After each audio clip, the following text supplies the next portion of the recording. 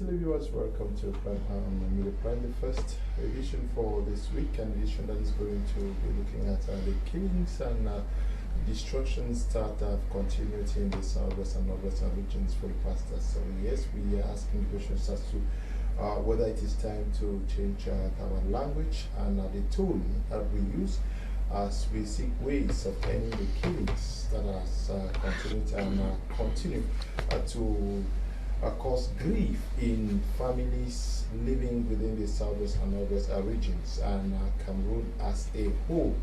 We are discussing this with panelists, two of them already in the studio with me.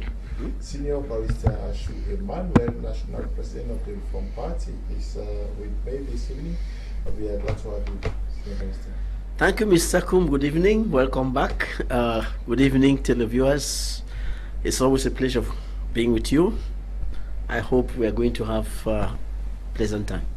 We also in the company of Kotem Prince-Wi. He was formerly with the ME3 political movement, but now very involved in youth activism, advocacy, especially with issues relating to environment and other things. So we're glad to have you.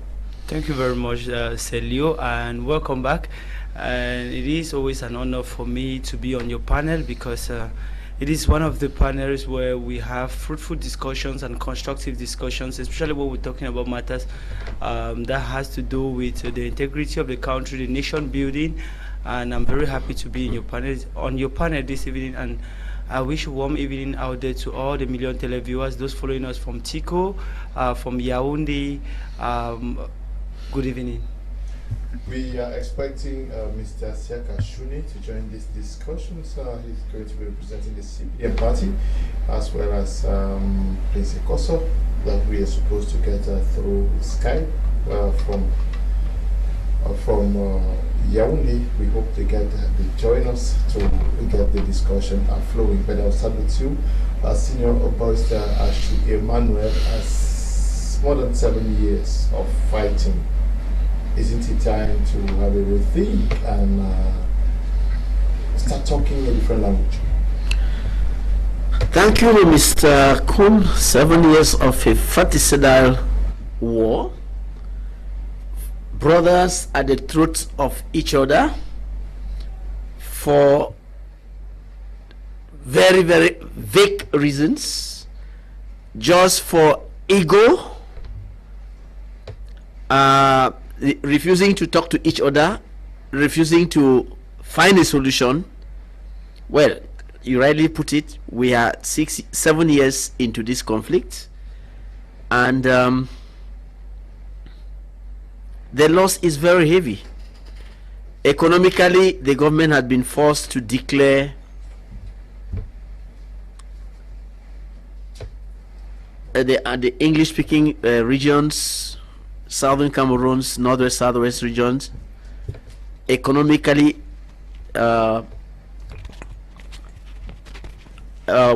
zones where there is which has been hit by economic disaster.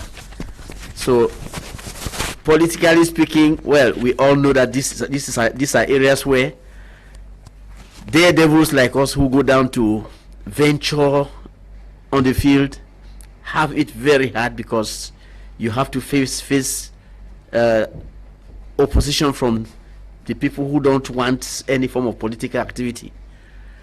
Then you come now and look at the social life, you see that things are not the best. Well, you ask the question, is it time for us to start talking, or should we continue killing? The situation is lingering on for this long because on the side of the government, some people in power say the government should not be seen to negotiate with terrorists, and because of that, they send the military to enforce an undeclared martial law, with the effect that soldiers die, civilians die, innocent people die. There is a lot of displacement of the population, a lot of loss of property. Now, on the side of the separatists, they tell you that the land is theirs, they want total independence, and they will only stop after the last man standing falls down. This has been going on for 7 years. Are we going to continue killing each other, destroying what we have left of our country, of our family properties, of our fatherland? Well, I think that Cameroonians have to make an effort. By today, it should be clear to everybody that the international community, on whom many people have been counting, including myself, only comes to places where they have an interest. And apparently in our current setup, the people who have clearly defined interests seem to be very, very few. I want to talk of France.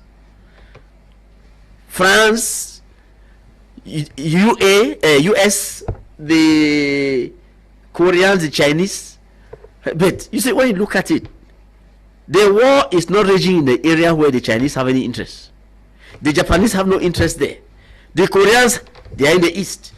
Now, the French are interested in the oil that is being mined in the sea there. So whatever is happening on land doesn't concern them. So you see, this is a conflict that is one of self-destruction. We are killing each other, we are destroying ourselves, we are destroying the future of our children. Should we still continue to count on people who have no interest to see to it that peace reigns?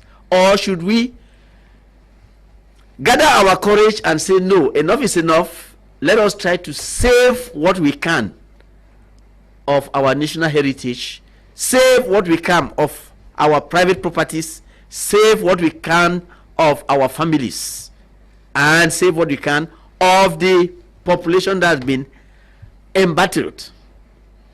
I think it is the second part that should interest us, because if we don't make efforts to see to it that we Cameroonians find a solution to this crisis, we are going to be in for more trouble for a long time.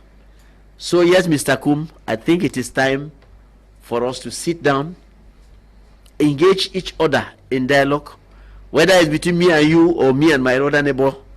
Let us do something and see to it that this crisis comes to an end. Okay. We cannot continue each person to carry his ego up there. We cannot continue to display empty and foolish pride that will lead to the destruction of our own selves and our interests. Okay. Mr. Prince Will Kotem, let's look at the topic for tonight. Is it time to start talking a different language and also toning, considering the way we tone the information that we vehiculate surrounding this conflict? Mr. Kum, is with a very heavy heart that I'm responding to this question, because what we are talking about today, we're talking about the loss of life, human lives. If it was early property, we could understand at a certain extent, but at this point, we talk about loss of human lives. Not one, not two, not three. 2016 to 2023, how many years down the drain? How many people have we lost? Whether it's from the military, the side of the military, of the side of the proclaimed separatists, we are talking about human lives. We are all Cameroonians. Before 2016, we were living together. The same people who are in the military, they are our brothers. The same people who are in the bushes, they are our brothers and sisters. The worst thing about all this is the innocent population which is going through hell. People want push for their agenda, an agenda which I don't think is unanimous, an agenda which I don't see how it really fits to the contemporary society.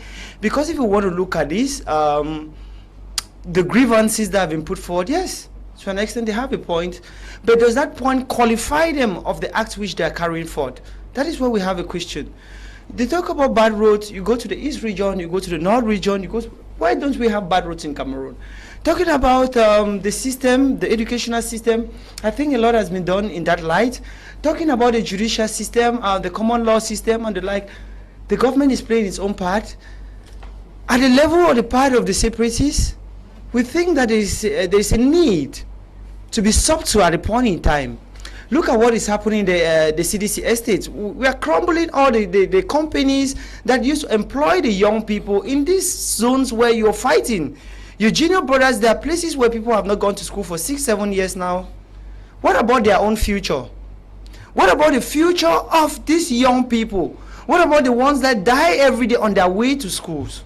What about the ones that die every day on their way to their job site? Whether it's the Pamoy estate or is the Lobe estate or is the Cam 7, Cam 6 or wherever. This is where the people find their daily bread. Now, with these acts, I don't know how to qualify it. Running for as long as possible, where are we heading to? Other part of the country, we see some sort of development climbing up. What about our own region? Take an example now. At the start of the program you introduced, yes, I was a member of the MP3, the Movement for Patriotism and People's Prosperity. And at a point in time, our party didn't get the legalization. Well, it's still in the process. But I thought as a young man, as a Cameroonian who wants to contribute in nation building, we want to contribute to see how our country can also be like other countries that we admire out there. I engaged, and I could not sit back, and engaged very actively in youth activism. And the campaign we are carrying now is on environmental protection, which has to do with the planting of trees with the Cameroon Commonwealth Student Union. With the planting of trees, we want to plant 6,000 trees in the space of 3 years, beginning with the first phase, 1,000 trees in 5 regions, that is Central, Littoral, Southwest region, West region, and the South region of Cameroon. Now, when you look at all the regions I've cited, have you heard about the Northwest? No. Yes, we can talk about the South, but where can you really get hand in the Southwest? Which therefore means this is just one of those million opportunities which our communities are supposed to be getting. Look, in Limbe, we see flood everywhere. It's climate change. Down beach, people could not move when rain pours down. We've seen flood in Boya. We've seen flood in other areas. These are the consequences of climate change. Now, just like climate change, we have other issues that are disturbing the country. We have developmental projects that are coming in. But can these people who want to develop go down to that extent? On the social media, it has become even a mockery to the Anglophone people. Yes, that Bamenda or Southwest has become, they have their own life of their own, their company of their continent of their own. You have about 6 public holidays and 1 free day, which is all these things. How do you expect such a community to grow? What type of I don't know how to categorize it, but okay, what are we actually looking for that we think that sitting together on a table we cannot get that solution? So I think that the people have gone through a lot, and a lot is still going on, but there is time.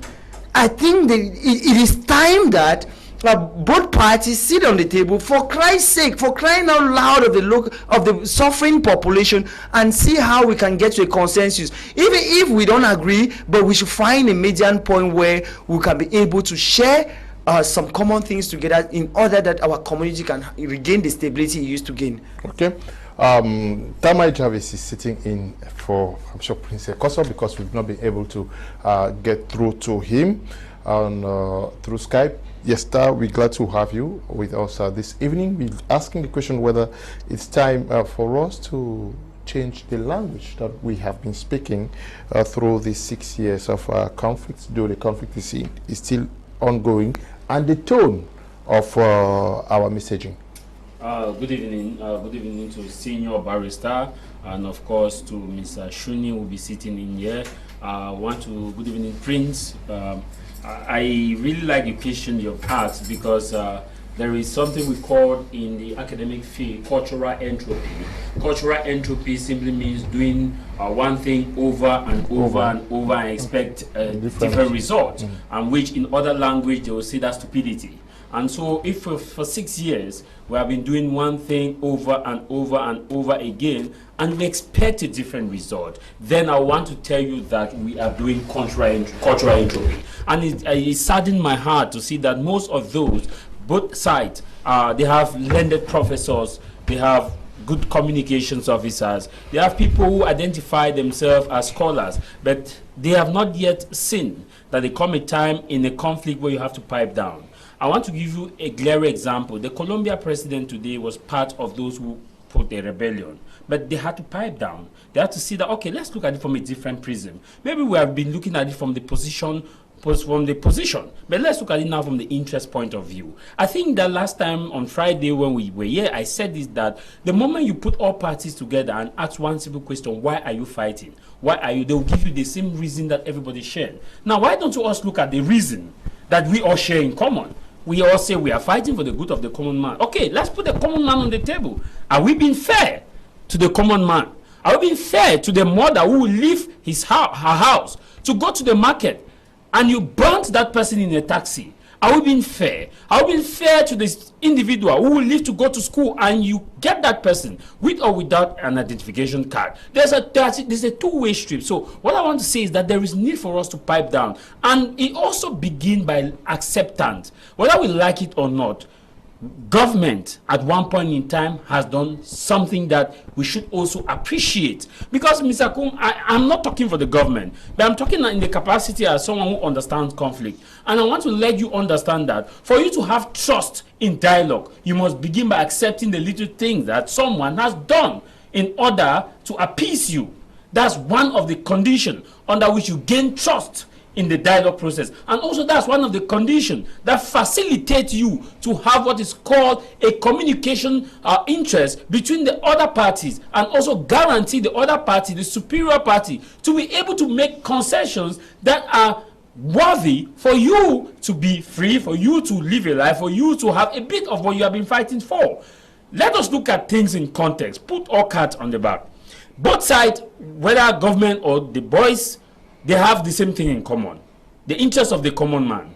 Ensure that there's prosperity. Ensure that people live their life and there's distribution of resources.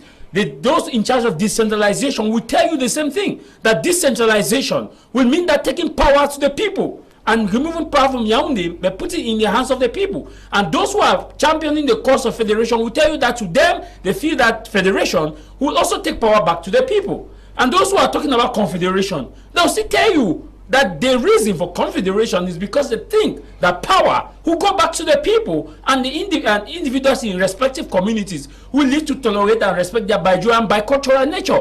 And even those for separation will still tell you the same than the same. So why don't we now look at what we share in common? And what do we share in common? We share in common the love, the brotherliness, the fraternity of the fact that I look at you as a brother and you look at me as a sister. And in terms of also, what do we share in common? We share in common the fact that we are created in the image and in the likeness of God, in what we call in the Catholic faith the Imago Dei. We are created in that image and likeness of God. And so when we realize that that's what we share in common, and now begin by accepting that, okay, from the beginning the government said there was no, some ministers, not the government, some ministers within the government said they didn't believe that there was an Anglophone crisis. And December 31st, the president of this nation acknowledged in 2018 that there is an Anglophone crisis. The same president also acknowledged and said, okay, let us have the national dialogue. Though a lot of us have criticized the modus operandi of the dialogue, but something came out of it. Why don't we say, okay, we appreciate what you have done and we think that you can do further? But there is a rhetoric, Mr. Kum. Nothing has been done. Government has done nothing until we either fight until the last man standing. Let me ask the question. For the past 5 to 6 years, we have been fighting until the last man standing. What have you done as concession from your own side to see that you achieve your goal? Ghost town still continues, lockdown still continues. We just had the lockdown in September, back to school, and we don't know what October will have. And you see, it still continues. And the conclusive point I want to ask, which is a rhetorical question, is when we sing the lyrics of Cameroon's anthem, this now go to the other side. What do we hold as the virtue of that lyrics of the Cameroon anthem? Because it says that thy words no tongue can tell, and thy will We will win in joy and love and peace. We will be to your name ever true. What true are we being to the name of Cameroon? If we must acknowledge the virtue of that anthem, we must live to that true nature of that name. And that true nature of that name is peace, work, and fatherland. The fatherliness in that peace means that we must respect the culture of our people. So, Mr. Kuma, I want to say that there is that need for us as a people, as a nation, as a community to sit and work our individual chart of peace. And like I said before, it takes an individual or two people to start a war, but it takes a community to end that war. And that community must change their rhetoric. And for conflict to escalate, we must begin by toning down what we say. Why don't we stop the harsh rhetoric and move to a civil rhetoric, and something will be done. So I want to tell you that for us to have true and lasting peace and stop the killing in the northwest and southwest region, both sides need to pipe down the rhetoric and see how together they can share the common value that we stand for. Yes, we have just been joined by Mr. Shuni, who is with us in the studio. Mr. Shuni, can we understand how very instrumental hate language can be, especially in times of conflict, where we rather the language we speak either acts fuel on a very difficult or bad situation, and how the language we can use can help tone things down? Yes, thanks so very much, Mr. Kum. Good evening to my fellow panelists, Metro Achu, Jarvis. It's a pleasure joining you here, though I came late due to some traffic inconveniences. Yes, Mr. Leo, hate speech has become a common parlance in this nation. Cameroon is driving itself into the dungeons of destruction through hate speech. I've always said that in every political dispensation there is always room for reconciliation, but the level at which we are advancing with hate speech at a geometrical progression, it can be one of those fundamental weapons that can bring the downfall of this nation. From the beginning of this Anglophone crisis, it started with hate speech, and that hate speech has cost the lives of so many. I want to take you down to something else. Black Lake. Black Lake is hate speech that has cost the lives of so many innocent Cameroonians.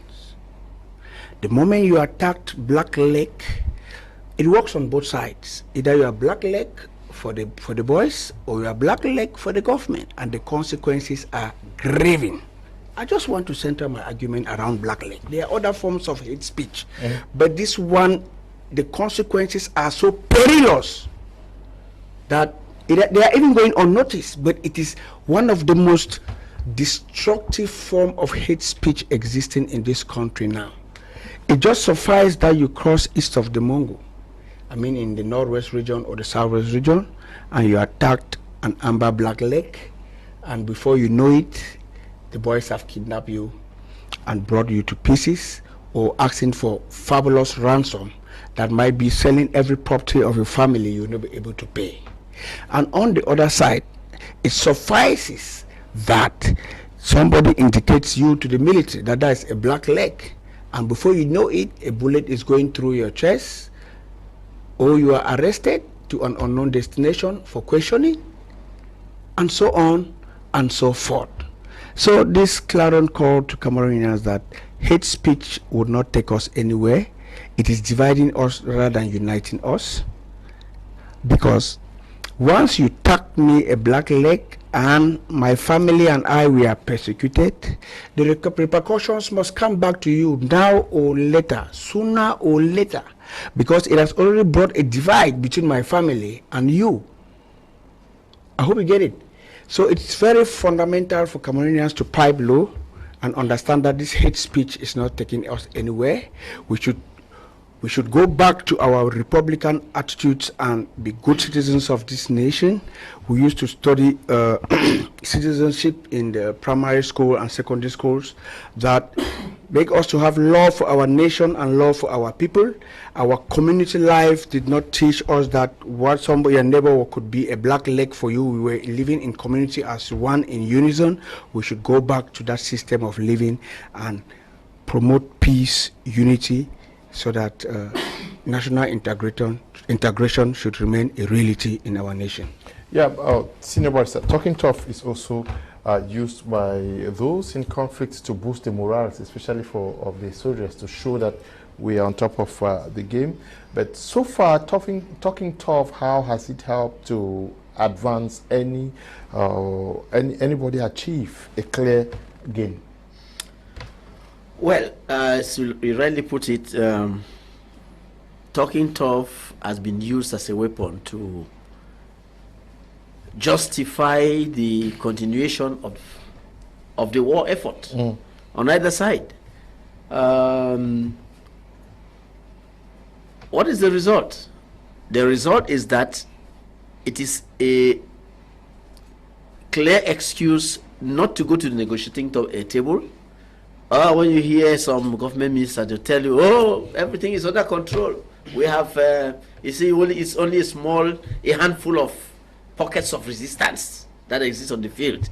Everything is under control.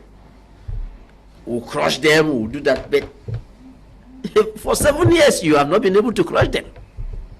You see? That only serves to make your message pass instantly. After that, people will come back to the reality, which is that the war continues. So, in fact, it is not commendable for anybody to talk tough.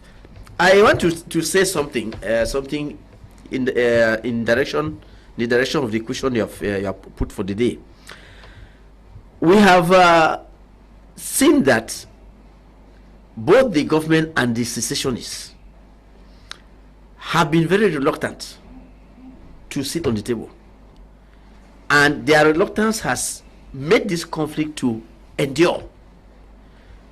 Now, I think it is time that the population takes this matter into its hands, because the people in power and the people in Maryland seem to forget that without the population, they are nobody. Those in Maryland rely on the population to have any effect for their struggle. Those in the government rely on that same population. And you see, today, everybody in Cameroon says that this war is senseless. Many Francophones are clamoring for an Anglophone presidency. Some people tell you, oh no, that one is La République, this one is Southern Cameroon. Please, let us tell ourselves the truth. We are all Cameroonians. You call it Southern Cameroon. Why didn't you say Southern Nigeria? It's Southern Cameroons. We are all Cameroonians. You said La République in Cameroon. Was it La République in Nigeria? We are all Cameroonians. We have a problem in that the people who were in charge of decolonization did a very bad job. They've given us a troubled heritage. Should we kill ourselves because of that? The population now is becoming conscious of the fact that this thing is a fratricidal war. Brothers killing brothers for no reason. I think that if the population were to stand up and tell this government, you are solving this problem or else, something will be done. And I want to invite my fellow politicians. We should work towards this direction. Let us make the population, arouse the population's awareness to the importance of having this conflict solved by Cameroonians. Let us pressurize our government to bring this thing to an end. Instead of sitting, because we keep talking day in, day out, but the people who have to take those decisions are not, they don't flinch. Is it their children dying? It's true that some of them lose some people from time to time, but the common man down there, the soldiers who go down there and lose their lives and their families suffer. The other day we saw the news that the head of state has come to the rescue of the families of deceased soldiers. coming to the rescue of those families would not have been necessary if there were not a conflict.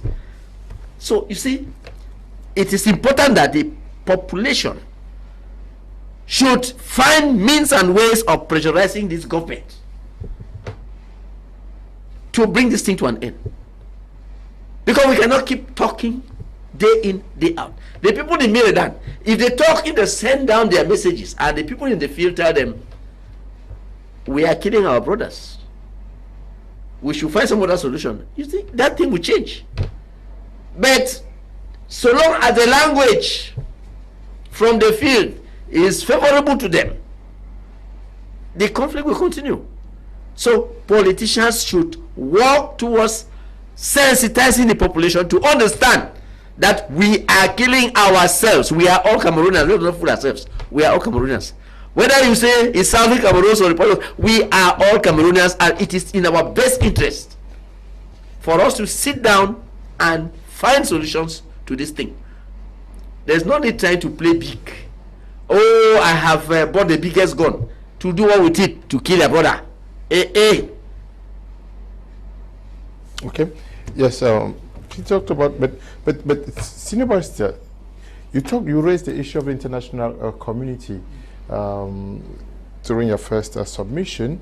Are you disappointed in the international? Thank you. I said. But how can we also say that maybe our language has not helped to seduce them to come into? Mr. Kum, you see, I said the international community is interested only when one of their members has his interest at stake. Look at what happened in Darfur. How many days? Eritrea, how many? Sudan, how many days? No, but the war in Sudan lasted for decades. How many days did it take them to come in? They come in almost immediately, because when you look well up there, where is the president of the Secretary General of WHO from? Where is he from? When his country was in trouble, you saw how many days it took for the UN to intervene. But here in Cameroon, who do we have up there? What direct interest has Britain in Cameroon? Or has America in Cameroon? Or has China in Cameroon? All of them, in the battled area, they don't have anything. Britain has a trade agreement.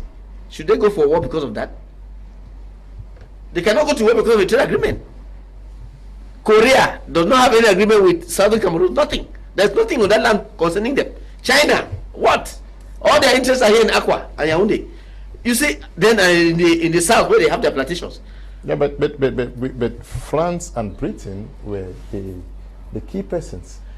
Yes. How do you now want us to understand that they had virtually the person who has interest today is France.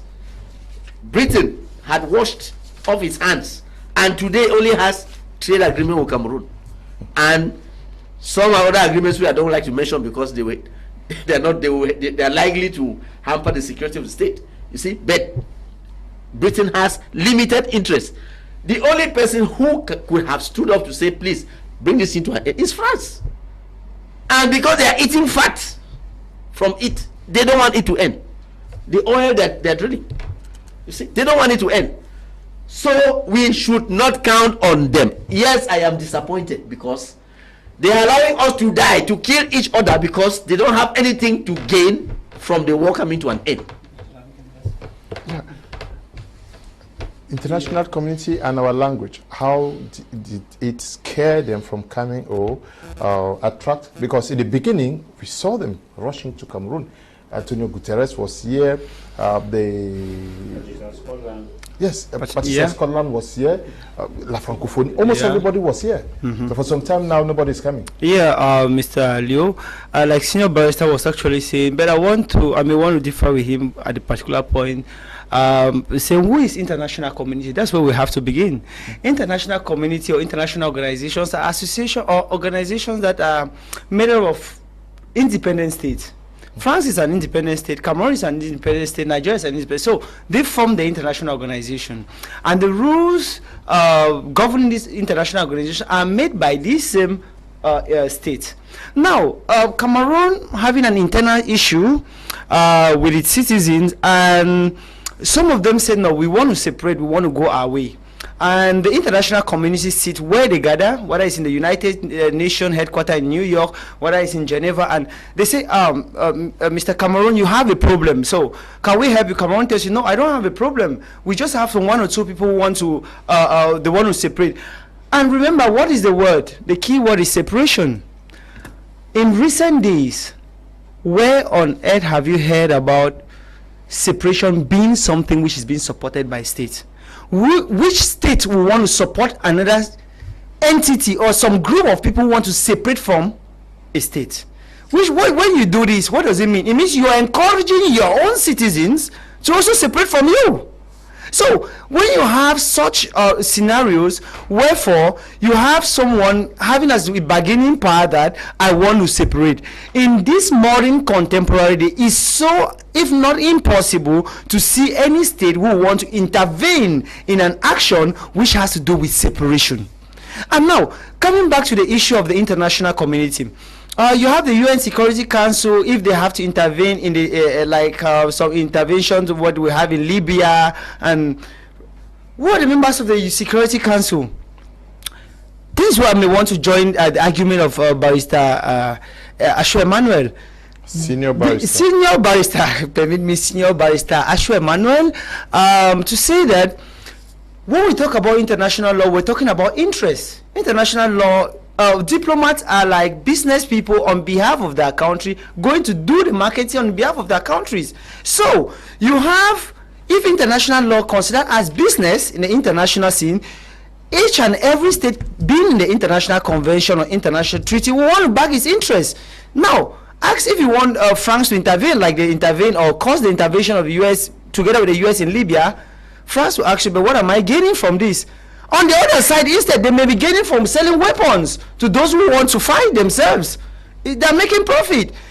At the same time, you guys are fighting yourself. They may be smoking their fuel at the banks or at the shores of Andian without even the Cameroon government itself maybe having a mastery of the quantity of fuel which is going out. So who is benefiting? If we have to look at that way, you may want to realize that there's almost no reason from there to intervene. But now talking about tough languages, I may want to ask the question, who is playing tough at this point? Because if we have to be honest, like Cameroonians, and to have a constructive Cameroon, a nation that will have to live on justice, peace, love, respect, then we have to be frank. I'm going frank. From 2016 to 2023, there are grudges, there are complaints that were laid on the table. Like Tamai actually said before, we had a major national dialogue. It's true, some people will tell you that yes, he almost played no a role, but we had the special status. Yes, they may still tell you he had no role to play. We have the decentralization which is being enforced, and the creation of the National School of Local Administration and Decentralization which is in place and is placed in Boya. We have the regional councils which are in place. We have now the new law, the president signed a law of a decree recently for the more implementation of the regional councils. We have the budget that has been voted to support them, because before now we said the regional councils were there, they had no powers. Now we have some budgets coming in. If we have to go by this, we had the common law department of the National School of Magistracy, which was put in place. Yes, they may want to tell you all this has been if somebody tells you all this has been window blind or window dressing solutions, I will say okay, no problem if you want to say that, but let's look on the other side, on the side of the separatists. What are their own window dressing solutions that they have advanced so far? I don't know if it's the 7 days ghost towns, or is the schools of the children, those who are not going to schools. So we have to put some of these issues on a scale in order to have some median point. We need to look at who is playing too tough. It's true you want to say yes, the government may be playing tough, but going by these arguments around this, which government will want to accept separation? And if at a point in time, remember there are the people who have the control of the nation. Tomorrow, let's say they accept the separation, another government will come, or the next generation will come and say, but these people, what did you do to us? You separated our country for us, and the next issue comes on. And remember, where have you seen a separation that has ended with a goodwill? The next thing is, let's take a practical case of Cameroon. And like my brother was saying over here, hate speech has entered into the veins of some Cameroonians. And this has been a veritable tool that has been chattering the country all along. And saying that if should a case someday the separation come, what makes you think Southern Cameroon is going to remain Northwest and Southwest? I bet you there should be another separation that we should be heading for too. Because we have been saying this with the proliferation of hate speech and all the likes, which we have constantly condemned. But it seems like it's some sort of strategy to even hinder, it looks like even the separatists themselves are fighting themselves. And not to talk about other elites who don't actually want it, which is not even acceptable. So, if we have to go by this, we have to solve our problems. We have to call our brothers and our sisters, our uncles, sit in our own house and solve our problems, rather than thinking that there's a strange solution that is going to come from an international community that we think they need to, of which, if their interest is not at stake, we bet you they will not come. Even if their interest was at stake, who would they be, or who would they come on the table to support? Remember, Cameroon government is still the government ruling this country. It's still the government entering into bilateral and multilateral treaties with other states. What do you think about Cameroon entering in a multilateral or a bilateral treaty with China, or multilateral treaty with the BRICS? And the BRICS has to invest in Cameroon, and tomorrow you tell them that the BRICS should come and support some people who think that they want to separate for their interest. I think that the BRICS will even come to crush them more. So at this stage, we need to look on some of these issues and weigh them as we are doing it, because it is really, really weighing down on the local population. The end result is still on the local population. So we have to have pity for these, our mothers, our parents down there. And maybe to firstly round up, these parents, these people who are sponsoring the boys, are giving guns to the other younger people, where are their parents? I think their family relative, even if some of their immediate parents or immediate family members are out of this region, but they still have relatives living in these regions. Who are those suffering? I think they're a relative, because you will say that before now, some of the ministers or the directors that are taking decisions that you want to say that are blocking your independence used to have their children in the Anglophone schools in the Anglophone regions. Now we have these Anglophone schools, because it's also a business. We have these Anglophone schools, so many of them in the other part of the country, in the Francophone section of the country, so that children can see, if they still wish that their children to continue this educational system, they will go that way, and they have been there. Okay, it doesn't touch them in any way. So I think that it is time where the two parties, like we said before, needs to still look for a medium point to come on the table and find a lasting solution to this. I want us to stay with this aspect of communication, where Senior Barista says he's disappointed at the reaction of the international community since the start of the conflicts. According to him, they have not acted, they have not met his aspirations. But we're talking about diplomacy here, where you need to speak a language that is understood for another to react either positively or negatively, and noting that communication or language is verbal and non-verbal. Who did not do their homework? Who did not seduce? Who did not pass the good message to the international community to see that what is happening in Cameroon is actually very, very serious, to the extent where it is described as one of the most neglected. It means that somebody is not speaking a language that can catch the attention of the international community. I want us to be very fair here. From the beginning of this conflict, we've had international discussion. We've had all those who matters as far as the collective West and East is concerned. We've had Antonio Guterres, who came to Cameroon. We've had Barista Scotland. We've had Musa Faki of the African Union. We've had also the Commonwealth. We have a Barista Scotland. We had the one of Francophonie who had come here. The only person that's not come here is the Pope, as far as the Anglophone crisis is concerned. The only person that matters who have not come to Cameroon. Yeah, assistant came. His assistant came. So you see that we have had everybody. Now to the question that why and the international community is not reacting, I think that collectively it has to do with language, and also has to also to do with the issue of what is at stake. And also, I want to give you examples. When we had a Canadian discussion about a possible dialogue, you saw the reaction from the separatists, which I have been saying this from the beginning, that they have been having a poor sense of diplomatic language when it comes to resolving conflict. Because that was the moment which everybody was waiting for. You saw how that moment was celebrated across the Northwest and Southwest region. I will say this, that the aspiration of the people of Northwest and Southwest, from when His Eminence of Blessed Memory conducted a survey, and as of now, a lot of water has gone down the bridge and things have changed. Before, 80% could stood for separation based on the status quo at the time.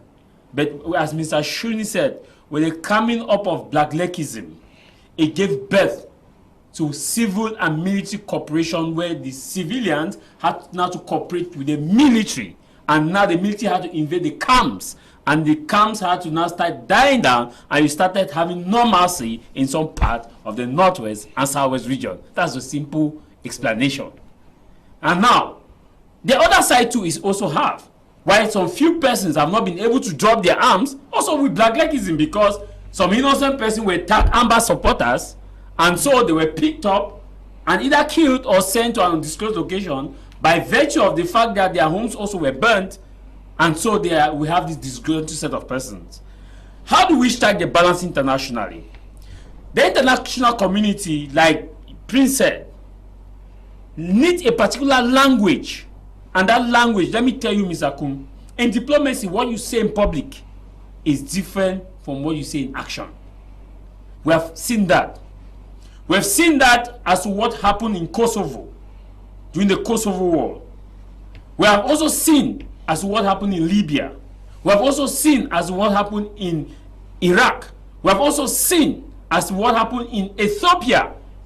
We have also seen, and we are seeing as what is happening currently in the Ituri region in the Democratic Republic of Congo. Language matters. It's the same. I said something last time. Somebody said, let's not bring in family in state discussion. What is a state? A state is a family. It begins by within our own family for a emanate. If you have a child in your house, that child constantly asks things that is good, but in an aggressive manner, in a manner that displeases you, let me be very honest with you. Even if you were to give, you will not give. Not because it's not necessary. Not because that child doesn't need that thing. But because you see as your ego as having tampered with. And so that is the way of diplomatic and diplomacy. If you say you want the international community to come in, the international community is against linking themselves with someone who say, kill them, cut them, maim them, do this and do that and do that. Do you expect Antonio Guterres to come and say, you know, the separatists have a point, when the same Antonio Guterres principle is against you holding students hostage for not resuming school? That's language, verbal and non-verbal. You expect Antonio Guterres or members of UK House of Parliament of House of Commons and the same in the United States to sit, write a joint letter that we support the separatists, when the same you say you should go them, kill them, maim them, cut whatever you are using, the language you are using, they'll get you and say you can quote me anywhere. Language matters. Because these people will be held by their constituent that this is what we stand against. We said never again. But that never again comes with one language. When we saw what the Canadian government published, the separatists said, go and remove so and so, put the people of this and the people of that. And I heard others say, we, the Southern Cameroonians, we are saying, no, we will not do this until you change this. We are coming at 2 equals. You know, it took the government of Cameroon some time to react to what was posted by the Canadian High Commissioner. And to tell you that it was not just a smoke. The government was observing. But the moment the international Canada did that blunder, that's the worst diplomatic blunder, to go and change change what you have initially stated to please the other party. The government of Cameroon has the upper hand and say, okay, we are out. We did not consent. Will you blame them? Language. Because we know the government of Cameroon, if something like that was not from their making or they did not approve it, they would instantly come out. The moment it was public and say, no, we are not in favor of that. We have trigger-happy ministers who say these things on a daily basis. So language matters.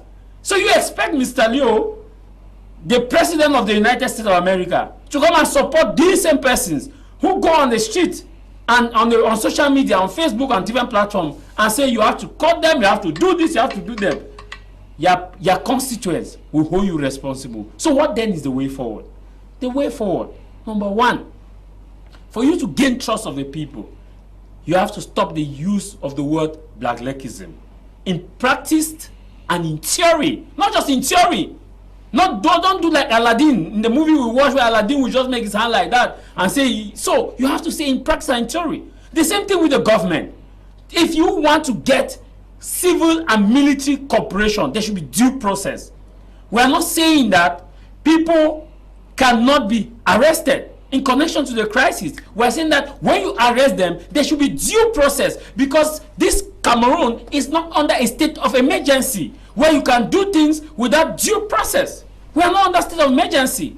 The second thing, way forward, how to end this conflict from the international community perspective, is that you must also begin by acceptance of the little things that Party A has done and say we need more, not rubbish everything that they have said. We see the same people, Mr. Kum, they have attacked, including the international community, that this country is supporting this one is doing that, this one is. How do you want support? I want to say this way forward again. The president of this country, if I am made the president, I'll solve this conflict within 1 week. It's simple. First, as the people of Cameroon, we grant general amnesty to those in Cameroon and open the floodgates for those who want to drop there, and general amnesty. Discontinuous legal proceedings of those arrested in connection to this crisis. I tell you, discontinue all, whether the military who were court-martialed or the voices or whoever in connection to this crisis. There will be celebration everywhere in Cameroon. And like Senior Barista said, the people will no longer take the message from America. Because a lot of those are disgruntled people who are their family members in Kundengi, who probably are pushing hard, hoping for an amnesty. Now, if this amnesty is done, discontinue all proceedings, free all those arrested in connection to this crisis, you have celebration. Now, the people of Ngokitunja, the people of Kokwa, will be the ones who hold those other persons responsible. Then keep a deadline after you have granted general amnesty. You discontinue the legal proceedings. You keep a deadline for everybody to drop their arms in connection to this crisis. Don't leave the DDR center open door without a deadline. We have done this, so we are giving this deadline to this deadline. Then the next aspect, you hold a Truth and Reconciliation Commission, not justice. Truth and Reconciliation Commission, where you call people on the table. Then now you call for an inclusive dialogue and see how together we can push a way forward. I'm telling you that with no time, this conflict will reduce the level of violence from 60% to at least 20%. Whether we like it or not, even if President Biya decides to separate Cameroon today, or there will still be violence because guns have gone out. Okay, guns have gone out. Why, at this juncture, Mr. Shune, we still need to be reminded that there is need to pause and have a rethink and possibly reformat the way we communicate? Why should we be reminded? We have gone to schools now. We are fathers. We know how to solve our problems in the house. Why don't we think that the way we talk can help change things? Yes, Mr. Kumda, is a very tricky question, but within the context of our discussion today, who is communicating wrongly and who is communicating rightly? To the best of my knowledge, without any fear of contradiction, I know the government is doing its communication within the peripheries of a formal communication that respects all the deontology of communication.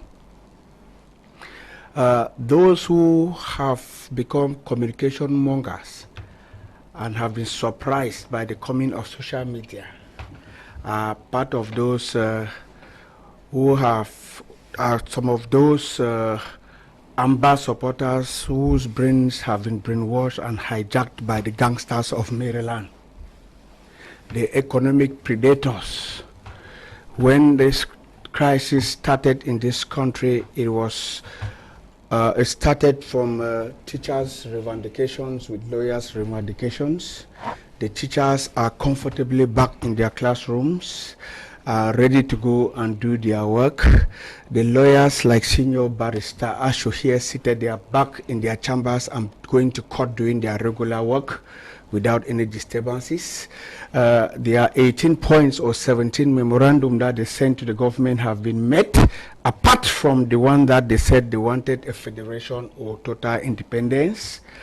Then comes those who are benefited from the economies of war, based in Maryland and some other parts of Europe, economic gangsters.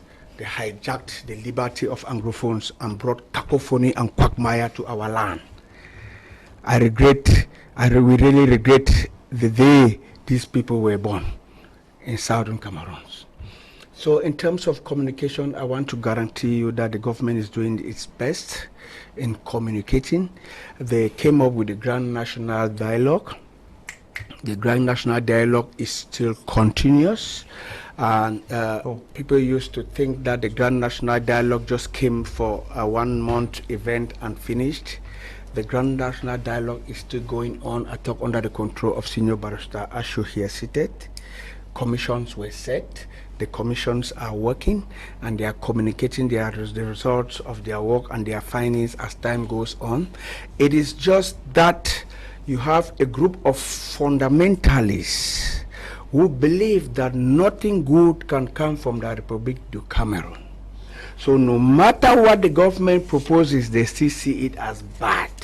They have been brainwashed to the point where when they are even hungry, for them to take food from the Republic du Cameroon and eat, they better die.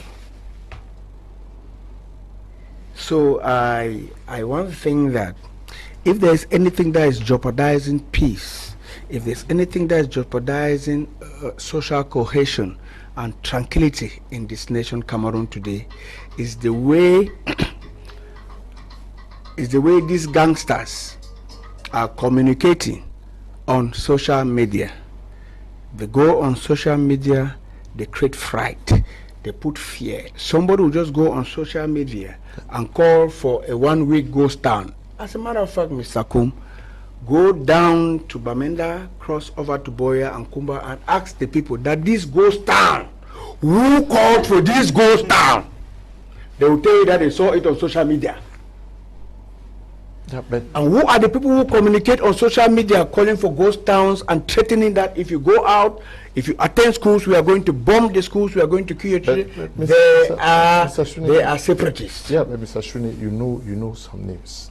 You know why use this term gangsters when you know that there are persons responsible for some of these actions? People with PhDs. Why are you scared to call names? Why do you lump everybody into this terminology of a gangster? No, when we talk of when I talk of Maryland gangsters, I think we are talking of the Eric Tatos. Okay. The Eric Tatos who brought in the Gary, and the consequences of his Gary. Go to Kumba, to Tico, you find all those people whose hands were chopped off. It's Eric Tato who called that they should Gary them, and he says only him holds responsibility for Gary. We know. There is this religious fanatic who calls the brother of Free Marshal, who, how do they call that one, who calls him Chris Anno, who calls him Minister of Communication. Is he president now? I know he's Minister of Communication or spokesman for Ambazonia. There is Dr. Sako. All of them, they are well known. They are not different from Islamic fundamentalists who believe that they can kill you for survival. So they are the people who are doing the wrong communication, instilling fear, confusion in our people, and because of the fear of the unknown, they can't send their children to school, they can't step out because you know the consequences. Stray bullet killed a little girl in Kumba, houses were burnt, we saw some guys who were shot and brutally murdered in my 16 in Muya. As a matter of fact, I think justice will come to them one day. Okay, Justice. This is also one language that has been prevailing over the years. Justice, justice, justice. Because the question is it time to change our language and tone? From the beginning, everybody has said justice, we must fight till justice is done. Now, almost so many persons have soiled hands, carry stained blood in their hands, because who would now render justice for these two guys who were killed in my 15? The guys were roasted in their cars in Muya, and the guys who were killed recently in Lobe Estate, and lots of others. Don't we think that it is time to start reflecting on the need for genuine forgiveness, reconciliation, and love, instead of hate? Mr. Kun, I once said on this platform that those who declared the war should be chopping off the tips of their fingers because they failed. Because one of the reasons why they thought that if they go to war, it would be a good thing was that they thought that in a flash they are going to just finish everything, and the population will leave the trouble area and go this way, and they will be rejected. Unfortunately, that didn't happen. Cameroonians displayed their hospitality, legendary hospitality. The brothers welcome their brothers, welcome their sisters, welcome their children. I saw in this Douala, women divide their market stores and say, my sister, take this one. Now your own shop is became sale. Now, we are talking about language. Let us look at something that has not been examined here. Let's look at the side of the separatists. One of the reasons why their language, they have not been able to come up with a clear language, is that they are talking from so many mouths. I remember Mr. Thibault Nudge, when he was U.S. Undersecretary, told them, African Affairs, yeah. you cannot talk to any country because we don't know who to talk to. I mean, there are about 6 IGs. I mean, who represents you? You come under the same thinking cap so that you can be credible. The government also asks the same question. Who are we talking to? There is Ayuk Tabe in prison. There is Sako there. There is Chris. There is Marianta. There is... It looked funny or silly, but it was a good question, because you cannot have a people be represented by so many mouthpieces. So let us hope that your question has is serving as a prelude, because I hear from the 5th and the 6th of October there would be the SC Southern Cameroon's People's Conference that will be held. Well, get your information, sir. Is it a conference that's holding in Canada? I guess it should be Canada, yes. Okay. They are trying to come together to see whether they can speak from under a common umbrella. That would be the beginning of something, because if they have the possibility of talking one language, they will be better understood by any person who wants to listen to them. So that's the first point I want to make. Let the people who call themselves separatists start talking under the same umbrella. They should have one mouth or one mouthpiece, and avoid the proliferation of speakers or presidents. Each person, yesterday Mr. Chris was secretary, today he is a president. So, I mean, Capo was secretary, today he too is president. Wonderful. No, you see, who do you talk to? When I raise this issue here, sometimes they almost end me up, but it is true. You don't have legitimacy if you are behaving that way. Come together and have one person who talks for you. That is good. Now, let us look at the language. What is spoken? I want to disagree with my brother when he said one of the reasons why international community was not heeding to the language of the separatists was because they were asking that people's hands be cut off. I want to disagree, because Niger, let us look at Niger. They had a military coup. What language did these people use? They only said this government is out. We are coming in with our tradition. That was it. With our traditional government. That was all. But that earned them military intervention. That, I mean, if the whole world didn't stand up, they would have wiped Niger out of the map. It is not language. I mean, what did those guys say? Nothing. They only deposed the president who was giving everything to France, and the people had nothing. But the language was non-verbal. Was a non-verbal language. He was talking about verbal and non-verbal. No, all they did was remove Bazoum. Yeah, but that's the language. They removed Bazoum. They did not kill. Look, they killed nobody. They killed nobody. They asked nobody to kill. But look at how many people stood up. We're here in our own place. Who has ever raised a finger? Yeah, apart from America that came over the legislation to say. But don't you think that, like you said, they did the action, and because it was so peaceful, nobody was killed, and that it won the admiration. And admiration for what to be brought to them? No. That is the war. The entire world stood for them because of the manner with which they took over power. There was no bloodshed. They did not go violent, and is that not what they were stood for them? Because you, Mr. Kum, your boys here did a fantastic job. Okay. Of awareness, arousing the world's awareness to the injustice that was about to be committed against the people of Niger. Okay. You know, your channel did a very great job. There was a debate here that went viral, and ask these French people, what are you doing there? Is their house? The people say, no one knew. What is your problem there? The president is enriching himself and impoverishing the whole place.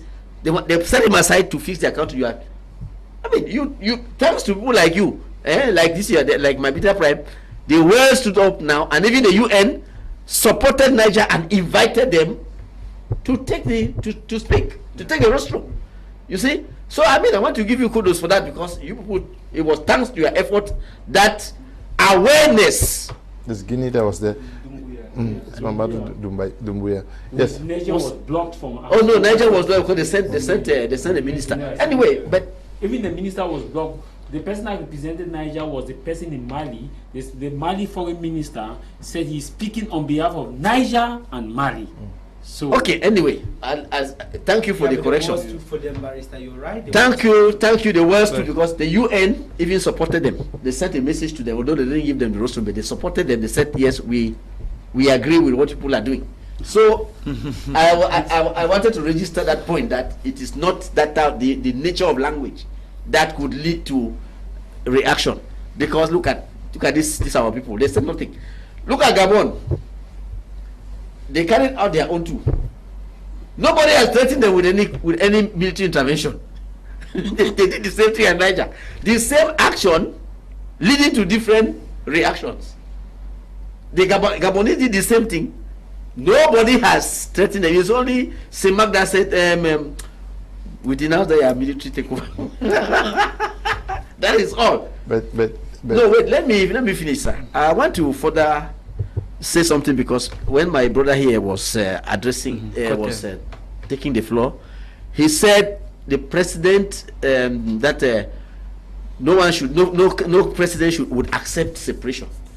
Let me make it very clear, because at times when we talk here, people listen to us.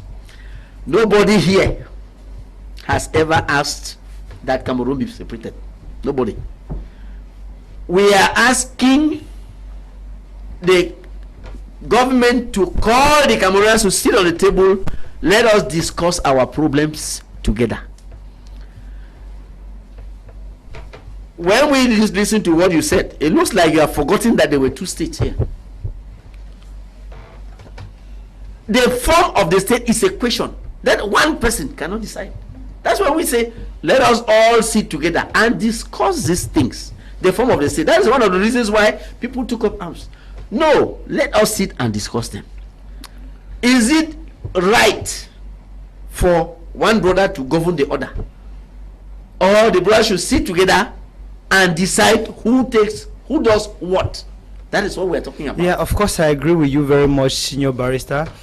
Cameroon, there were two different entities during the colonial period, and after the post-colonial period, 1972, after the post-colonial period, we decided to come together. That's why I said, after coming together, no government will want to allow one of his part of his or some or part of his territory to go away to some people. But if that needs to, they're coming together. We have discussed that here severally. Yeah. It is not clear, sir. Yeah, I ask you to bring all the no acts issue, but we are together, Barrister. We have to be pragmatic. We have to be honest. We are together today. It's true. Before today, we were not together. Is he the person with the floor or me? Well, Is he? Oh. Yeah. So because before today, we were not together. I thought I had the floor. We are And he together. just interjected. You have been talking for 2 minutes. Senior Barrister. Okay, just land. Okay. Thank you, Mr. Cook. You see,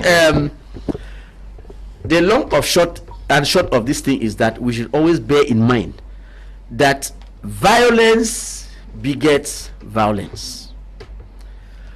Nobody should jubilate when a person is killed. No soul is meaner or smaller than the other. Life is sacred. Please, let us stop supporting the killing of Cameroonians.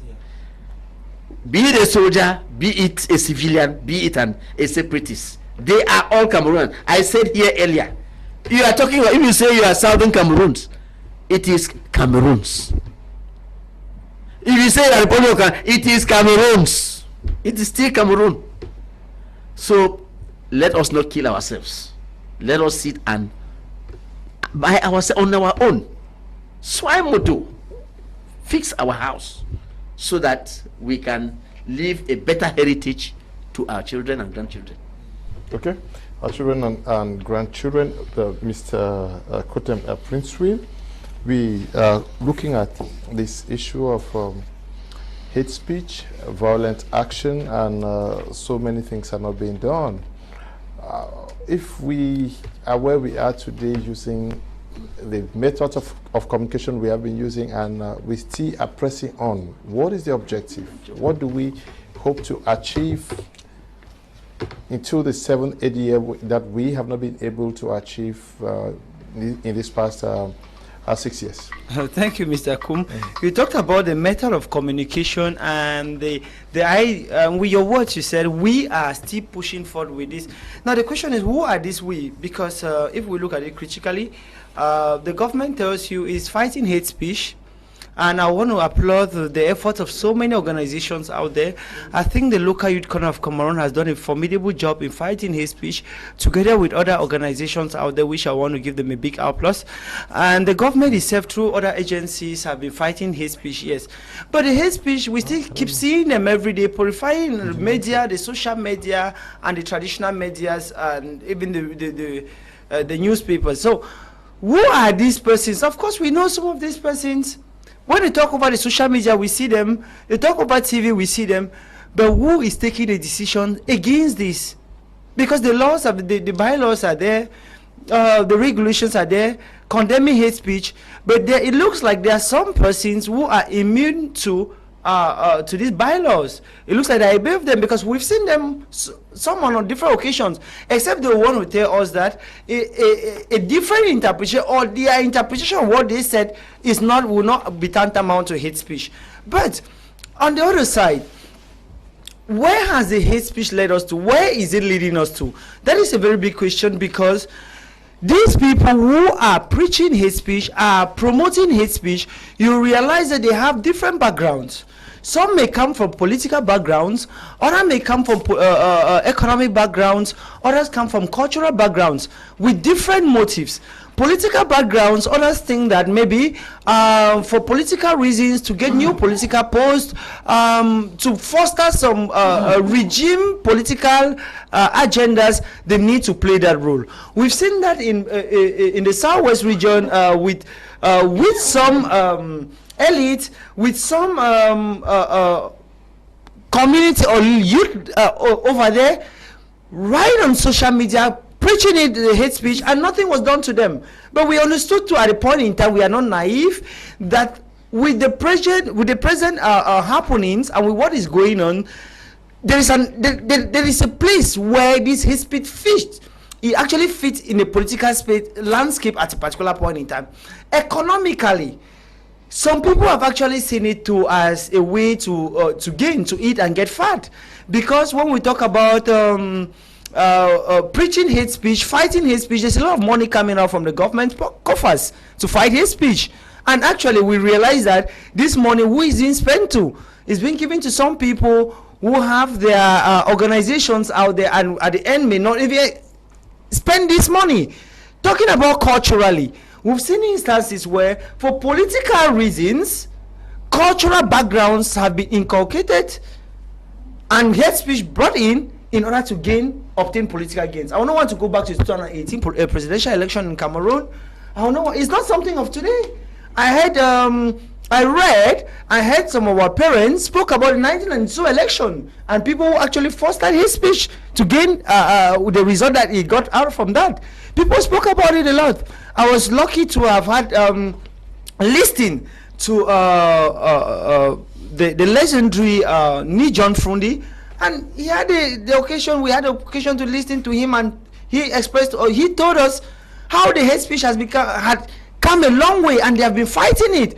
So you realize it's not something for today. It's something that is accompanying another agenda. However, it is in the place of every Cameroonian to fight hate speech. Because myself, as I'm talking here, I'm very much engaged in that. I want to also thank my Media Prime, because what we are doing now, we are contributing in fighting the hate speech.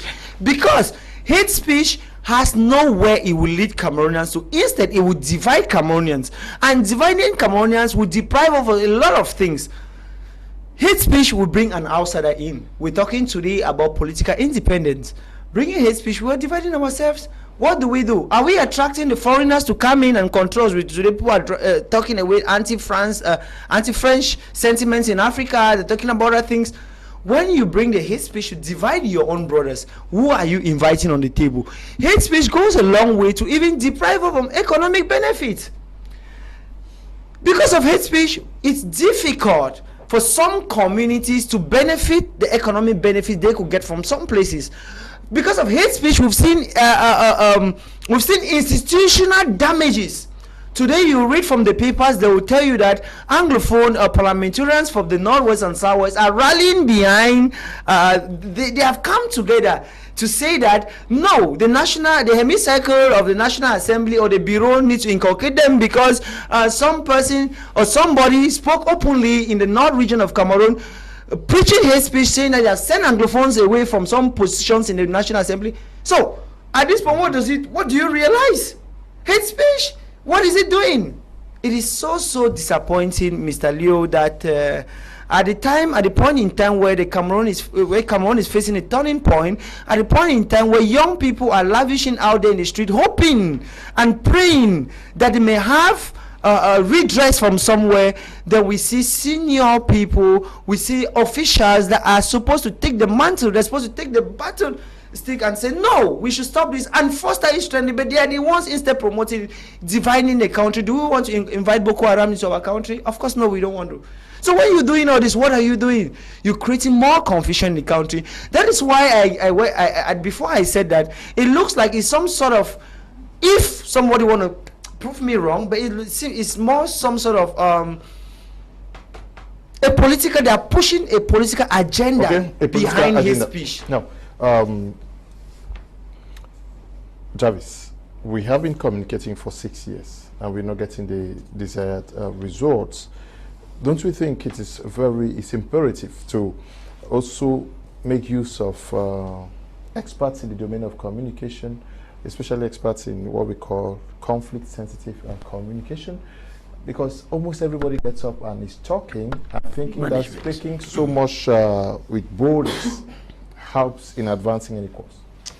Thank you very much. Before I go to your question, I just want to react to what Senior Barista said, and also what my brother, the Lion, Prince, articulated. I start with Prince. There is nothing as anti-French sentiment in Africa.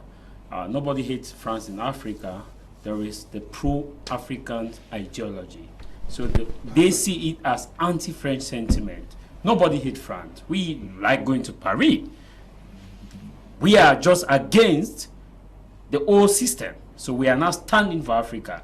Now, Senior Barista said language is not an issue why there is an isolation, and citing the issue of Niger. I want to land on the issue of Niger. It's a different thing as concerned what is happening in Northwest and Southwest region. Let me explain why it's different. In Niger, the reason why we've not been able to have military intervention in Niger is because of the fact that the West have learned from what happened in Libya. They are still recovering from Libya today. In fact, the ousting of Gaddafi had opened a floodgate of migrants right in Lampedusa. They recorded highest number of migrants, and it's a migrant crisis. The Pope had to go in to beg that please temper justice with mercy on those migrants. And also we saw the flood in Libya that carried away. If Gaddafi was alive, he would have. So these are consequences. The same thing with Libya. That's why there have not been direct intervention in Niger. And that's why they want to pass through ECOWAS to attack Niger, not to come directly. And as you speak, Basil, Foreign Minister of State and Minister of Civil Service in Burkina Faso, when addressing the United Nations, stated openly, and I'm yet to see ECOWAS to debunk that $2 billion as donation has been given to ECOWAS as a form to intervene in Niger. And ECOWAS, since he made that speech, no statement to debunk that, as far as that is concerned. Now, to equate what is happening in southern Cameroon in terms of the words used by these persons, we have seen some members of the international community liking themselves to the French-led system. US say they back ECOWAS. Even in the United Nations, where members of that United Nations say they back African-led Union and ECOWAS. Even the president of Kenya, who shocked me, Ruto said they back ECOWAS solution in resolving the crisis in Niger. And those who have stood for Niger are people who have always been standing against colonialism and imperialism. Those who are standing for Niger are the one any country which has not stood against imperialism and colonialism. Name me one that has stand for Niger, a part of those who have traditionally been against the West. So to equate this now with the with the isolation of communication, I think Senior Barista, me as a defense here, I would say that to me, I think that we should not bring it in that light. Now let me look at it from the prism of language. Why I say language, and I'll come to your question, why I say language is because of the fact that there are principles that matters. And for an individual to identify, do you know that it's difficult for some of these top lawmakers to snap pictures with people who are seen glorifying violence? Something just happened in Canada. This president of Ukraine was in Canada and addressing the joint session. Now, the Speaker of Canadian House of Assembly invited a former veteran, whom today it was identified as one of those who fought with Hitler against the West. And he had to apologize for inviting him and for giving him. That should tell you that to see yourself aligning with people who have carried out such an act, it is a serious issue, and they are calling for the Speaker to resign. I'm sure after this, some of us will go and follow the breaking news that you cannot bring someone of that magnitude to come and just be in that presence. He did not address, but he came to show his support for Ukraine. That is a serious issue. You want to tell me that under Secretary of State who identify themselves with Chris Anu and those who have perpetrated violence, who are calling to say chop, chop, chop off, do this, do that, legally, of course, it cannot go. And so I want to say this, that in terms of what you ask, that is why every government has what is called the spokesperson. And that's why in the briefing room, after the briefing is done, they ask the spokesperson, how do you think we can channel this? So there is need for the government of Cameroon or the site to look at how they can effectively come in a system of communication. And the government of Cameroon take the greatest responsibility. I want to tell you that this question you have asked, look at what happened in the Major National Dialogue. How many media organs, after the dialogue, have had the opportunity to have members, top members of this dialogue, of this measure of committee heads, to come on their plateau to say, okay, this is what is happening. This is what has happened. How many journalists have been able to be part of those committees? I'm saying part of those committees, to be spokesman of all those committees. How many? It's a question. Communication play a key role. He who controls the mind controls the world. It plays a key role. Look at what is happening in US. Joe Biden, no matter how sleepy some claim he may be, but look at his press secretary. Something that Biden will say which is outrageous, but the press secretary will have a way of handling it. And somewhat they will tell you, you go and meet a senior state official. Today, we had the Nigerian Supreme Court in Abuja that caught fire. What happened? They had to revert to the spokesperson to give a speech. They made a judge, the media made a judge, the justice said, I cannot talk. I am not mandated to talk. It's not my position to talk. Yeah. But in Cameroon, what will happen? We have this minister who say this one will say this one. I say it, Mr. Ashuni, whether it's what happened in Bamenda. When the Prime Minister was in Bamenda, what happened with the other minister who was in RF talking? Those are evidence. Those are evidences. So we are saying is that we should have a harmonized way.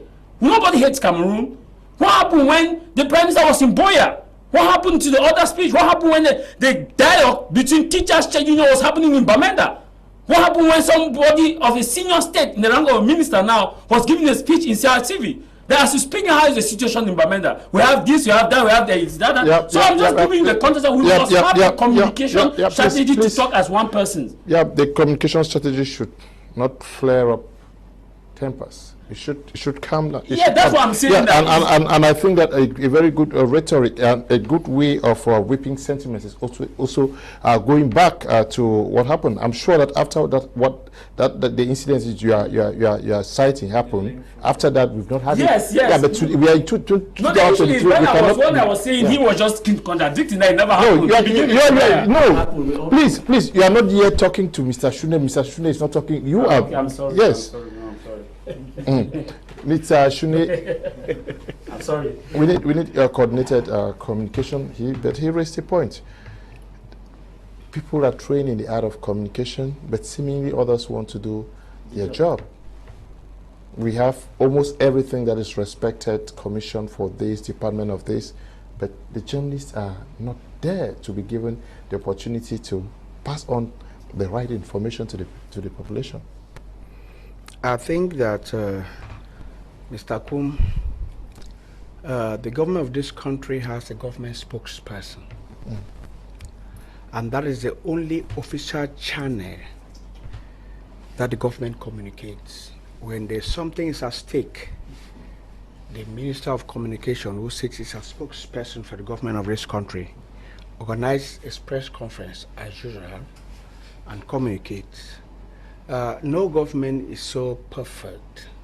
We have had isolated cases like my comrade Jarvis was citing, but I think that all those corrections have been made. You have people who want to seek cheap popularity who go unofficially to talk about things of which they have not been mandated to do so. All those things, they happen in most governments. And you will bear with me that, as you earlier insinuated, when those isolated cases happened in our country, that is where the government is well organized and knows what they are doing. They corrected it and it didn't happen again. Before I continue, I would like to make some commentaries on some allegations that were earlier said here by some of our colleagues. I want to join my voice to that of my Jarvis to say that ECOWAS is a puppet organization, just like the African Union. And if they have taken money from the European Union, it is very normal, because you bear with me that over 75% of the budget of the African Union comes from United Nations, the European Union, and the USA. So when they don't pay in this money, the African Union cannot operate. And you bear with me that he who pays the piper dictates the tune. So ECOWAS is not a credible body that can represent and respect the opinion of the people of West Africa. Besides, why should we have ECOWAS? Why should we have CEMAC when we have the African Union? All these are puppet organizations set by colonialists to continue perpetuating their no-colonialism on the African people. So they are all like bridges to the down to bring Africa to bring the downfall of Africa. We don't trust them, and they are of no use. Yeah, yes, they are of no use in favor of the African people. They are of no use. That's not also the topic. Let's stay within the context of our topic for today. You mean CEMAC? CEMAC has no use. ECOWAS has no use. You mean ECOWAS? You mean ECOWAS has not helped no nation in West Africa? Is that what you are saying? Let's even stay with ECOWAS. Are we saying that ECOWAS? They are very useful. Yeah. When there was an issue within Gambia, it's ECOWAS that stepped in there. Of course, I said the way I mean. Yeah. Yes, but just say what happened with the ECOWAS ECO? With their currency, the French still came again and used the ECOWAS to destroy their currency. Means you are coming back exactly to what I am. He used some instances of communication within the government to say that everything is zero there, and you said no. After you only touch some. There is also the contradiction between the government and the military spokesman. Yeah. So the government spokesman says we can also conclude that ECOWAS has not happened. In a nutshell, I intended just to say that the neo-colonialists use these organizations to implement their agenda on the African people. And most often it works because he who pays the piper dictates the tune. They create poverty, then come to fund them. And when they fund them, they tell them that if you don't do this, if you don't do that, if you don't accept gender whatsoever and so on, we are not going to continue funding you. They are pushed to the wall and they accept. So I was just trying saying that they use. Let's talk about communication. Communication in times of crisis. Yes. We are 6 years into this crisis. How do we refine our communication so as to suit the hearts that are hurting because of what they have gone through for 6 years? I would concur with you when you talked of non-verbal communication, which is a very strategic form of communication. You realize that the government speaks so less, but yet they talk so much. You realize so well that the African Union, the European Union, the United Nations, the Commonwealth, the Francophonie, you hear people say that the crisis in Cameroon is one of the crises that has been abandoned by the international, most neglected crisis. Whereas the silence of all these international organizations is a non-verbal way of communicating, to tell the people that we stand with the government of Cameroon, we stand with the people of Cameroon, so we won't talk and we are communicating. It's a very strategic form of communication. All their representatives, as Jarvis said, have been to this country. Even the representative of the Pope has been to this country to talk peace, to broker peace, and as they have left, they gave their opinion. They are not talking again because their opinion is quite clear. We are against separation. All the nations, most of the nations in this world are struggling to come together. If you see, the European Union has become one nation. It's no longer a continent. It's becoming one nation. Yeah. The Asian bloc, they are coming together. The Russian bloc, they are coming together. The United States is there instead of us in Africa struggling to come in as United States of Africa to have a stronger bloc to be able to combat all the other blocs in terms of economy, grow our economy. We are struggling to separate, which is not within the context of thinking in this our generation. So I think non-verbal communication is a fundamental weapon that is being used by the Cameroon government and its partners to stay mute, but yet they are doing great work against the secessionists. Yes. Senior Barista, what should be those communication steps that must be implemented to reduce the violence that we have been living in these two conflict-stricken regions of the Southwest and Northwest? Okay. There is something which I want to say, which we're almost living apart. You see, when we talked of violent talk, I'm an immigration lawyer, and when I was handling somebody's matter, it came to my notice that the Canadian government has set up, given out information to all their embassies that Achu is a terrorist. That's something that is not outside there. But we were told clearly, say, look, in Canada here, you want to bring documents from any of those your IGs, Achu should not be. His own cannot be accepted because he is a terrorist. That he took to the air and said, I did this, I did that, I did that. That he was boasting of having the case of some people like Florence and all that. So, you see, it is not nice. Is somebody who informed you about this? I said, I am an immigration lawyer. Yeah, okay, you were handling a case. I'm handling a case, and it was brought to my notice that Canada, I give you the country. You can check. It's confirmed to what I was talking about. Canada has tagged Mr. Ayabacho as a terrorist. You see, so most of these people who talk loud, who beat their chest and say, I have done this, like he was talking about the Gary cutter, the Gary seller.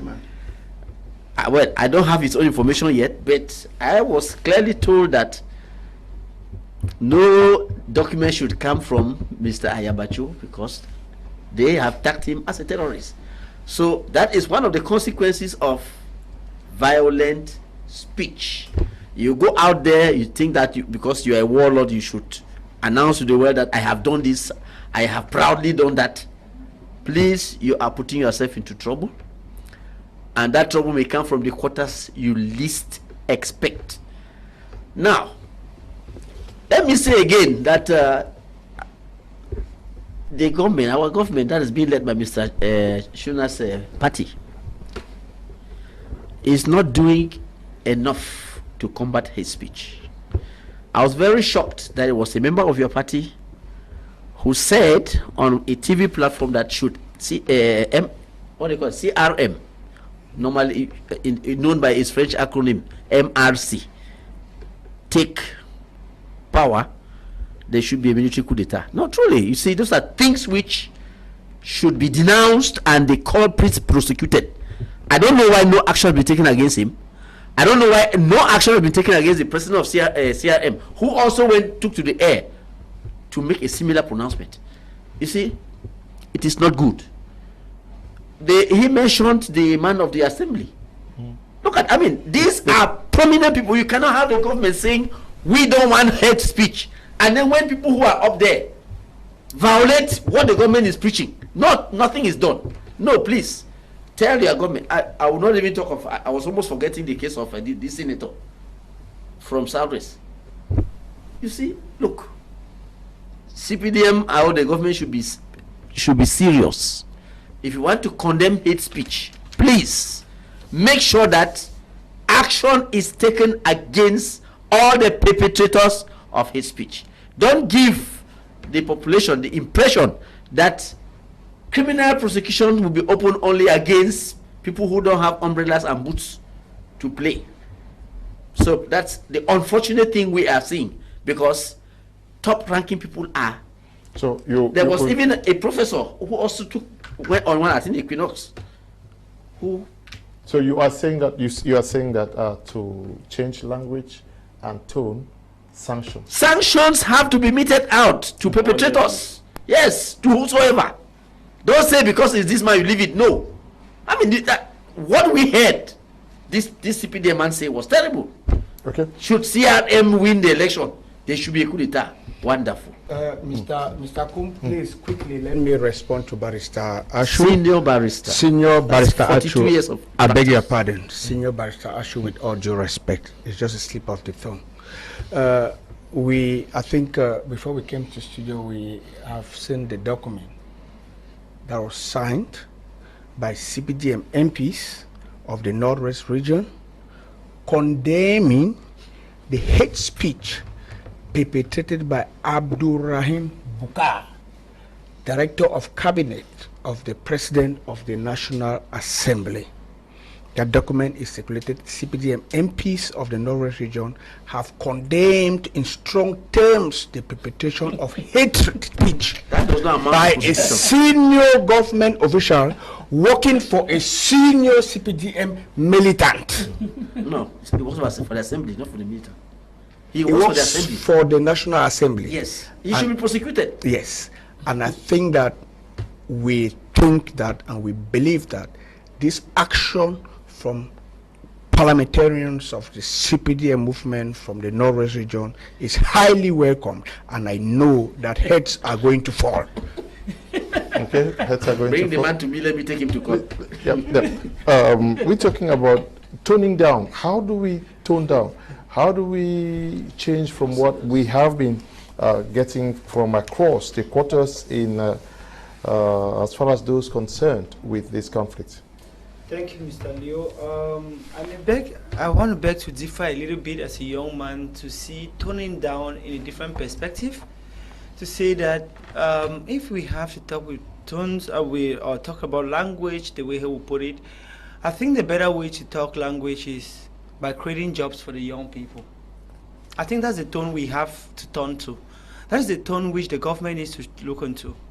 Because when we look at these young people who are at the heart of all this, or the persons who are at the heart of all this are young people. And these are either young people who are maybe because of idleness, have no jobs, or because the jobs they used to manage their life with has been crushed down. So what does the government need to do? First, I think that create more conducive atmosphere where it will give jobs to young people. And this would limit the young people from carrying the guns. Secondly, I'll buy the idea of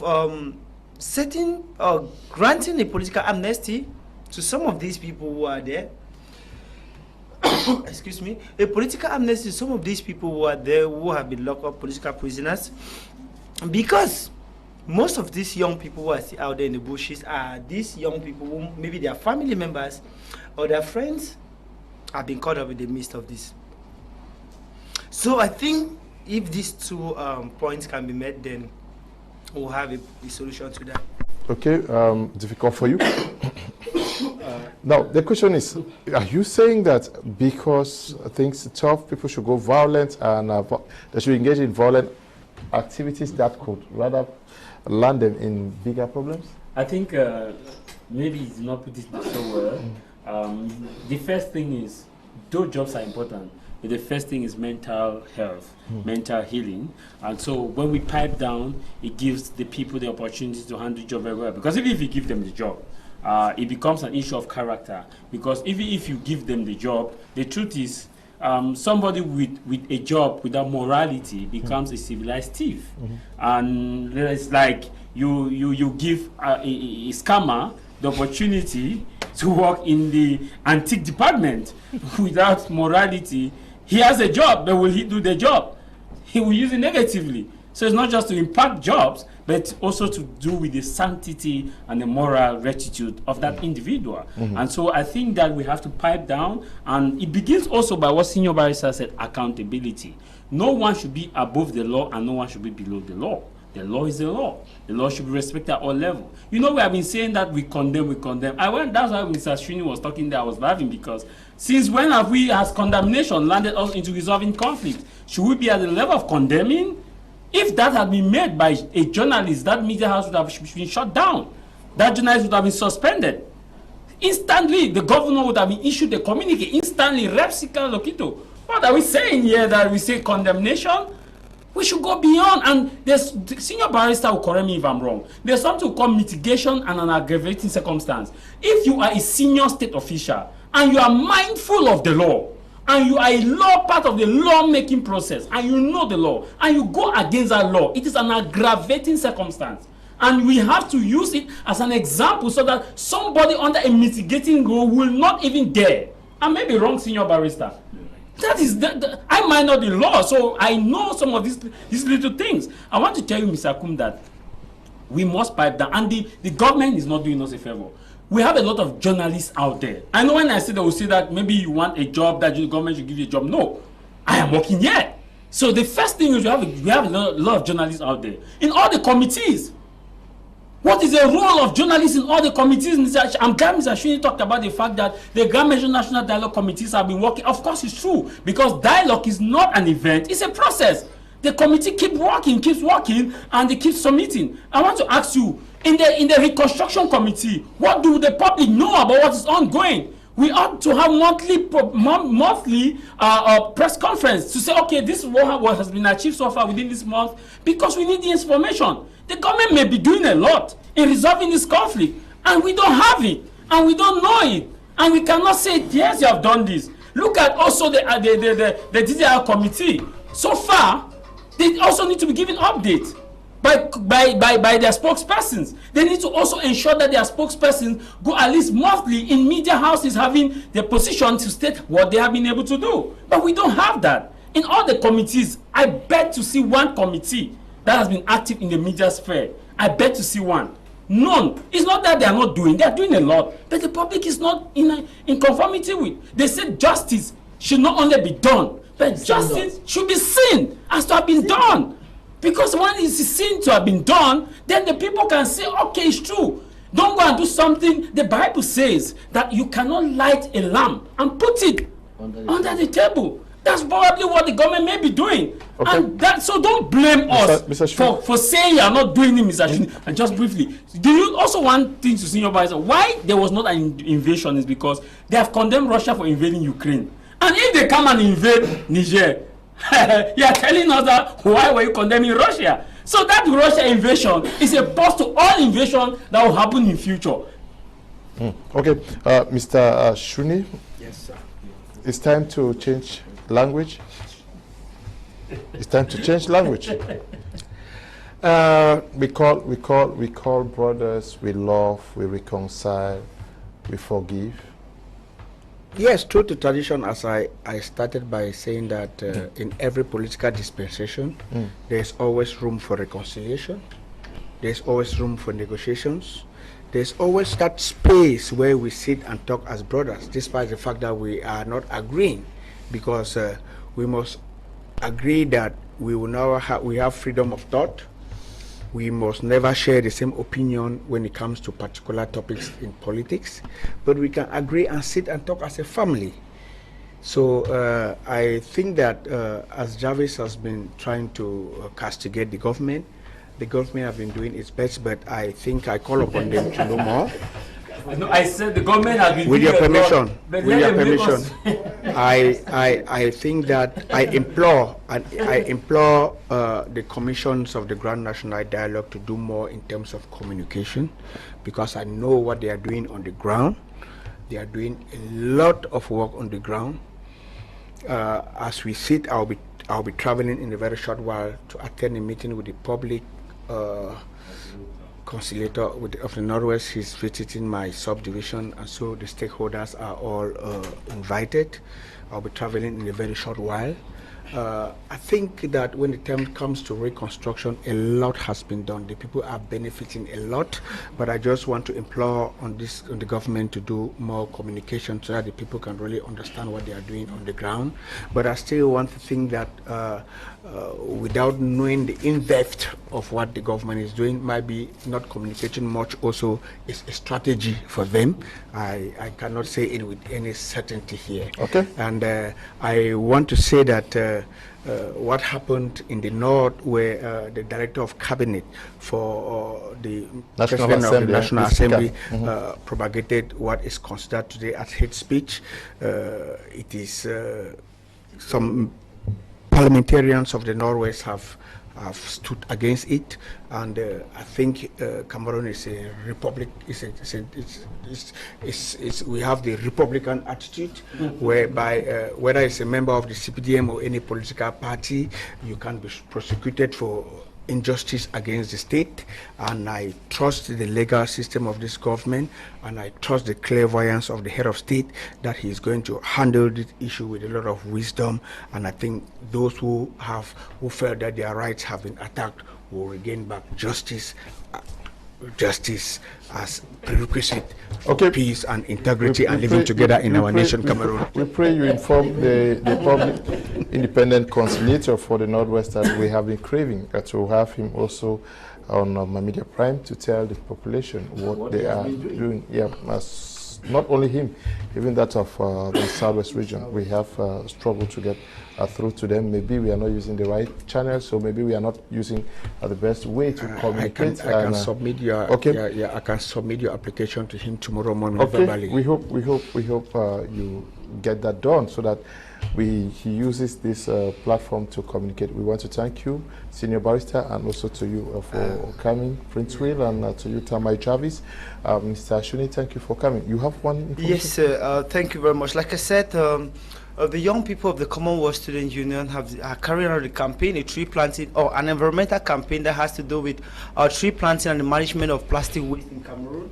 That will begin from the 26th. Well, we have had the kickstart the activity with a conference that had as panelists young people from over Africa, South Africa, Nigeria, Uganda, and with some senior personalities in the environmental field which caution us. I want to thank Dr. Richard Munang. I want to thank Madame Song of the Ministry of Environment. I want to reiterate that this is under the patronage of the Ministry of Environment, Nature Protection and Sustainable Development and the Ministry of Youth Affairs and Civic Education. I want to thank these ministers for looking up to the plight of young people in order to see how we can better help our society by planting these trees so that even if people are dying today, our children of tomorrow should be able to come and meet, then also die of climate change and heat and drought, of flood and everywhere. But our children of tomorrow should be able to also eat the onkok like they eat in the central region, to eat eru like we eat in the southwest region, to eat in jawanjama, huckleberry like we eat in the northwest. And so, even in the littoral region, people should be able to eat fish, because today we can see the rivers are all polluted with plastic pollution. We can see the waters, the rivers are drying down. I was in Yonge So on Thursday. I will tell you the river So, which is the cultural identity and heritage of the people of the Yonge So, is dying, is gradually disappearing, and so are many other rivers of the country. So we are calling on young people to join us in this campaign, where we say it's one youth, one tree, so that we can be able to serve our country and at least mitigate climate issues in Cameroon. Thank you very much. And to you, Mr. Shune, thank you for coming. We want to thank you all who took time off to watch this edition of Prime Hour, the very first for the week. Stay blessed. Bye-bye.